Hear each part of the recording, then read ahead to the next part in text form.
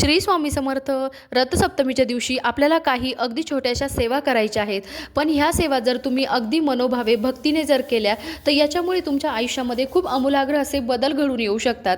बघा की देवांच्या पूजेचा उपासनेचा खूप महत्त्वाचा दिवस म्हणजे रथसप्तमी, आणि ह्या वर्षी तर रथसप्तमी ही रविवारी आलेली आहे.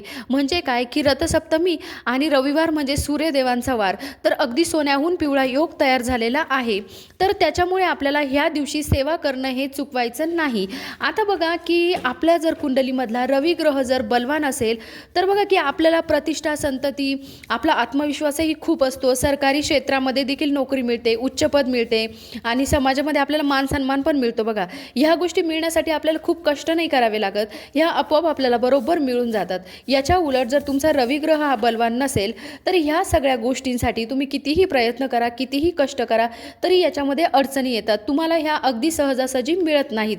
तर आता बघा की ज्यांना किंवा ज्यांच्या कुंडलीमधला रवी ग्रह हा बलवान नाही, तर अशांनी काय करायचं आहे, सूर्यदेवाची उपासना आपल्याला करायची आहे. याच्यामुळे तुम्हाला खूप चांगला फायदा हा मिळू शकतो. आता उपासना म्हणजे काय करायचं आहे की तुम्हाला रथसप्तमीच्या दिवसापासून सूर्यदेवांच्या उपासनेला सुरुवात करायची आहे, पण हा दिवस मात्र आपल्याला चुकवायचा नाही.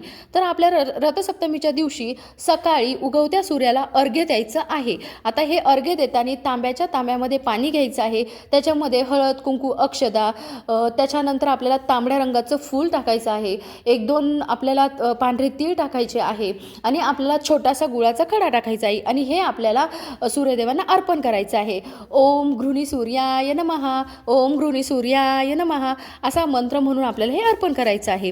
दुसरं म्हणजे काय की आपल्याला हे झाल्यानंतर आदित्य हृदय स्तोत्राचं पठण करायचं आहे किंवा ऐकलं तरी देखील चालेल.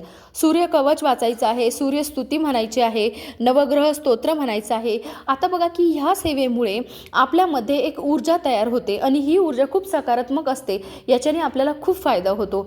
सूर्यदेव जसे म्हणजे प्रकाशमान असतात, तर तशाच प्रकारे आपल्या आयुष्यामध्ये देखील यशाचा प्रकाश येतो. श्री स्वामी समर्थ.